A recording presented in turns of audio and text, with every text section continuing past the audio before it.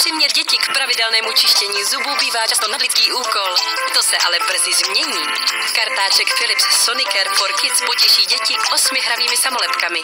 A díky propojení se zábavnou aplikací v telefonu nebo tabletu motivuje děti k lepšímu a delšímu čištění.